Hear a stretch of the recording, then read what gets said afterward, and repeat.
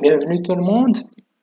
Dans cette vidéo, nous allons voir l'origine du magma qui a donné naissance aux deux roches caractérisant les chaînes de montagnes de subduction, à savoir l'andésite et la granodiorite. Alors, les scientifiques, les chercheurs ont soupçonné que ce magma provient de la partie inférieure de la lithosphère, c'est-à-dire le manteau supérieur solide. Ce manteau supérieur solide est constitué ensuite d'une roche qu'on appelle la péridotite. Voilà une photo de cette roche appelée péridotite.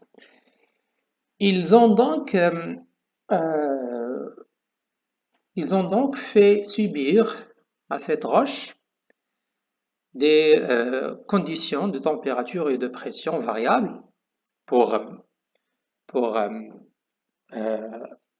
ils ont donc essayé de recréer les conditions où se trouve cette roche dans la profondeur de la Terre. D'accord? Ils ont donc fait varier la pression, qui varie en fonction de la profondeur, et ils ont fait varier également la température. Par exemple, ils choisissent une pression, ou bien une pression qui correspond à une profondeur, par exemple, de 80 km. Ensuite, ils ont fait augmenter la température, d'accord? Progressivement. Et ils ont bien sûr remarqué que cette péridotite commence à fusionner quand ils arrivent à une température quelconque, d'accord? Celle-là.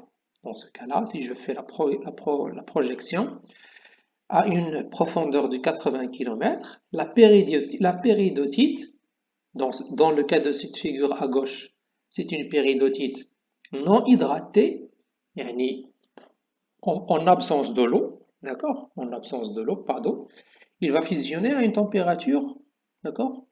Disons 1300 degrés. Il va commencer à fusionner, d'accord? C'est-à-dire qu'une partie va fusionner pour donner le liquide, mais une partie va rester solide. D'accord? Ils vont continuer à faire augmenter la température et ils vont remarquer à partir de cette température-là, 2000, d'accord? Toute la roche devient sous forme liquide. Voilà, donc ils ont obtenu deux points. Voilà le premier. La roche a commencé à fusionner. Et voilà une deuxième température où la roche a totalement fusionné. D'accord? Hachi, n'oubliez pas que si on considère la pression correspondant à une profondeur égale à 80. Si on augmente la pression pour arriver à une pression correspondant à une profondeur de 160 km, hein, et en augmentant la température progressivement, il remarque que la roche commence à fusionner à 1500 degrés presque. Et il va fusionner totalement à 2000, disons 2200 ou 2250 degrés C, 2200 degrés C, d'accord? Voilà. Ils vont, euh, ils ont répété cette expérience pour des valeurs différentes ou variables de la pression, c'est-à-dire de la profondeur. Ils ont lié entre les points, d'accord, ces points-là, pour obtenir cette courbe bleue, et ils ont lié entre les points, rassemblé à les points, pour obtenir la courbe rouge, d'accord? La courbe bleue correspond aux conditions nécessaires pour que la roche commence à, à fusionner. La courbe rouge correspond aux conditions correspondant à une fusion totale. D'accord? C'est-à-dire que on obtient trois régions. Maintenant, c'est les conditions correspondant à l'état solide. طالما la température et la pression كاينين هنا, d'accord? Prenez n'importe quel point, de la région كاملة, d'accord? La roche va rester solide. Prenez n'importe quel point avec les conditions de pression et de température dans cette région verte, une partie de la roche sera solide, une partie sera liquide. C'est-à-dire que la roche subit une fusion partielle. Et prenez n'importe quelle température et pression dans cette région rouge, la roche va se transformer totalement en liquide, c'est-à-dire qu'elle va subir une fusion totale. Alors ceci pour une roche de péridotite non hydratée. Ils ont fait la même expérience, ils ont réalisé la même expérience, mais cette fois-ci pour une roche de péridotite hydratée, c'est-à-dire en présence d'eau. Et voilà ce qu'ils ont obtenu. La seule différence, c'est où? La seule différence, c'est au niveau de cette courbe bleue, d'accord, qui s'est déplacée un peu vers la gauche par rapport à l'Ada. La courbe bleue se déplace vers la gauche. Ça veut dire quoi? Ça veut dire que la péridotite hydratée, c'est-à-dire en présence de l'eau, d'accord, fusionne ou la commence à fusionner à des températures plus basses, n'est-ce pas? Commence à fusionner à des températures plus basses, d'accord? Ça veut dire quoi? Ça veut dire que l'eau, la présence de l'eau, il permet de diminuer la température de fusion partielle de la péridotite. Donc c'est ce qu'on peut déduire de la comparaison de ces deux courbes, d'accord? Alors, qu'est-ce qu'on remarque également? On remarque d'ailleurs une autre information, c'est cette courbe en pointillé qui représente le géotherme des zones de subduction. C'est quoi le géotherme des zones de subduction? C'est la courbe qui représente la variation de la température en fonction de la profondeur dans les zones de subduction, c'est-à-dire sous les chaînes de montagne de subduction. D'accord? Ça veut dire que c'est les conditions qui règnent sous les chaînes de subduction remettent. Ça veut dire que à une profondeur de 80 km, la température dans la zone de subduction est égale presque, si je fais la projection, à disons 800 degrés C. D'accord? À 160 km, la température dans la zone de subduction est égale à, si je fais la projection, est égale à 1200 presque, etc. D'accord? Ça veut dire quoi? Ça veut dire que pour la péridotite non hydratée, dans la zone de subduction, la péridotite non hydratée sera toujours dans quel état? Dans l'état solide. D'accord? Alors que dans la zone de subduction également, la péridotite hydratée, dans ces conditions-là, pour tous les points, d'accord? C'est-à-dire dans ces conditions-là, une profondeur entre 80 et 200 et une température entre presque 700, 800 jusqu'à 1200, d'accord? Dans ces conditions-là, les points la péridotite hydratée sera dans quel état? Il sera dans un état liquide plus solide, c'est-à-dire qu'il va fusionner partiellement. D'accord? Donc, pour résumer maintenant, l'idée c'est quoi? Qu'est-ce qu'on peut conclure? On peut conclure que la péridotite non hydratée ne peut pas fusionner dans les zones de subduction. D'accord? C'est la péridotite hydratée qui va fusionner dans ces régions de subduction. D'accord? Ça veut dire que pour que la péridotite fusionne, il faut la présence de l'eau. L'eau est nécessaire pour la fusion de la péridotite dans les zones de subduction. D'accord? Donc si je passe à cette figure, ça veut dire que cette péridotite ici, d'accord, du montant supérieur, pour qu'il fusionne, d'accord, il faut de l'eau. Quelle est l'origine de cette eau d'après cette figure-là? Alors les scientifiques ont dit que cette eau en fait provient, voilà les flèches qui vous montrent l'origine, elle provient de la croûte océanique, d'accord?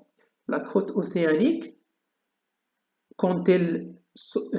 pendant la subduction, pendant son enfouissement sous la croûte continentale, sous la lithosphère continentale, il va subir une augmentation considérable de la pression. D'accord? Une augmentation également de la température, mais c'est la pression qui varie surtout. Et il va donc, cette pression va provoquer des transformations au niveau des roches, cette transformation va libérer l'eau. Cette eau, à cause, qui est dans ce cas donc un liquide interstitiel, va remonter vers la surface. Il va donc hydrater les roches de péridotite constituant le manteau supérieur, d'accord, solide, et cette hydratation de cette péridotite, et les conditions, d'accord, deviennent favorables pour la fusion partielle. La péridotite va donc fusionner, il va donner un magma, ce magma va remonter vers la surface à cause de sa faible densité. Il va se rassembler dans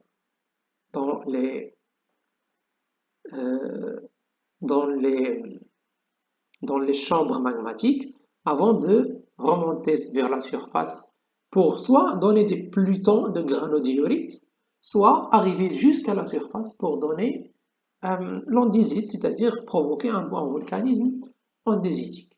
Voilà, c'est donc l'origine du magma dans les régions de subduction. Il provient de la fusion du péridotite. D'accord? Cette fusion nécessite l'eau. Cette eau provient de la transformation des roches de la croûte océanique pendant la subduction sous l'effet des conditions de pression importante et de température. Alors, on arrive à la dernière chose concernant les chaînes de subduction, à savoir les étapes de formation de ces chaînes. D'accord? Les conditions de formation de ces chaînes. Alors, pour les Andes, la formation de ces chaînes a commencé il y a presque 100 millions d'années, voire plus, d'accord, à cause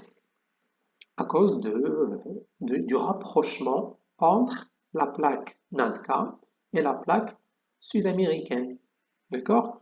Ce rapprochement a causé, grâce au fait que la plaque Nazca ne va pas continuer à se déplacer horizontalement, il va donc subir une fissure. Ensuite, il va s'enfoncer sous la croûte continentale, d'accord?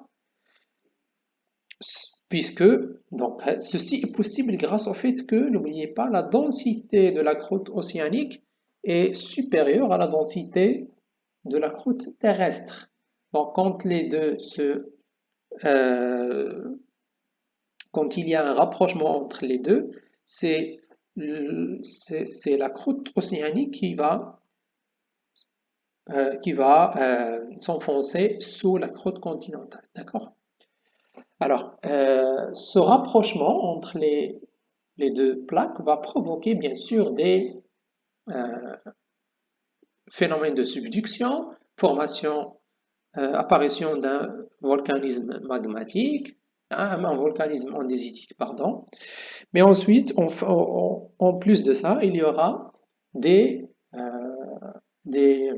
formations tectoniques, à savoir les failles inverses, surtout un ensemble de failles inverses, et des plis, d'accord, des plis de grande envergure qui vont provoquer un raccourcissement des roches, d'accord, un raccourcissement taxaire, un raccourcissement des roches, et donc la montée de ces roches vers le haut pour constituer la chaîne de montagnes, d'accord. Voilà. Bien sûr, ce phénomène est accompagné également par la formation du prisme d'accrétion, d'accord, à ce niveau-là, juste à côté de la fosse océanique, à ne pas oublier. Juste une remarque concernant un autre type de subduction, dite subduction intra-océanique ou bien océano-océanique. Alors l'exemple qu'on a vu ici, c'est la subduction d'une lithosphère océanique sous une lithosphère continentale. Mais il y a d'autres cas où on assiste à une subduction d'une lithosphère océanique sous une autre lithosphère océanique. D'accord? Donc on parle d'une subduction intra-océanique. Les mêmes phénomènes vont accompagner cette subduction, c'est-à-dire qu'il va y avoir un volcanisme, mais cette fois, les volcans vont se former à l'intérieur de l'océan, d'accord? Mais avec l'accumulation des roches volcaniques, il va y avoir formation de ce qu'on appelle un arc volcanique, Ausvulkani, c'est-à-dire un ensemble de d'îles, مجموعة من الجزر البركانية, d'accord? L'exemple le plus connu, c'est les îles japonaises, c'est-à-dire le Japon en fait est un ensemble d'îles. Les îles japonaises se sont formées grâce à ce phénomène de subduction, au volcanisme lié à une subduction d'une lithosphère océanique sur une autre lithosphère océanique. Merci.